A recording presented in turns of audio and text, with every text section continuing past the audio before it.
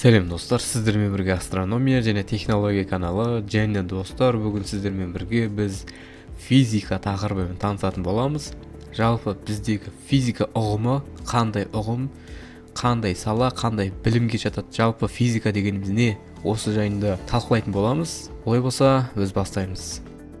Физика бұл материяның, заттың және энергияның қасиеттерін зерттейтін ғылым. Сонымен қатар затты әлемнің күйін, өзгеруін және құрылымын анықтайтын жаратылыстанудың саласы. Зат және энергия өзара байланысты белгілі уақыт аралығында бір-біріне әсер етеді.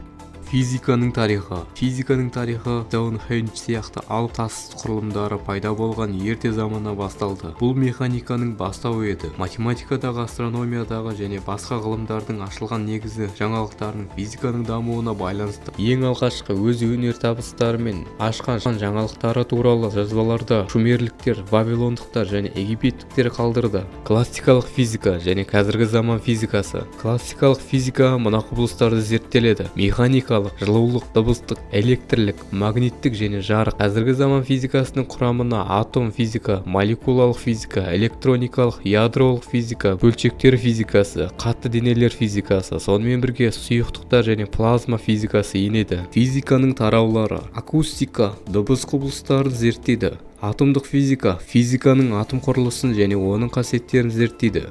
Биофизика, тірі ағзалардың және физикалық әдістер мен биологиялық жүйелердің процестерін зерттейтін физиканың саласы. Криогеника, өте төмен температураға заттардың қасиетін өзгерісін зерттейді. Электродинамика, электрлік және магниттік күштердің арасындағы қатынасты зерттейді. Гидродинамика, газдар мен сұйықтықтардың қозғалысын және маңында орналасқан қатты денемен әсерлесуін зерттейді. Геофизика, жерді және оның атмосферасын зерттейді. Радиациялық қауіпсіздік физикасы, адамдардың радиациядан қорғау әдістерін зерттейді. Математикалық физика, физикалық құбылыстарды қолданатын математикалық жүйелерді зерттейтін физиканың саласы болып табылады. Механика, материалдың объектілердің қозғалысын, өзара әрекеттесуін зерттейді.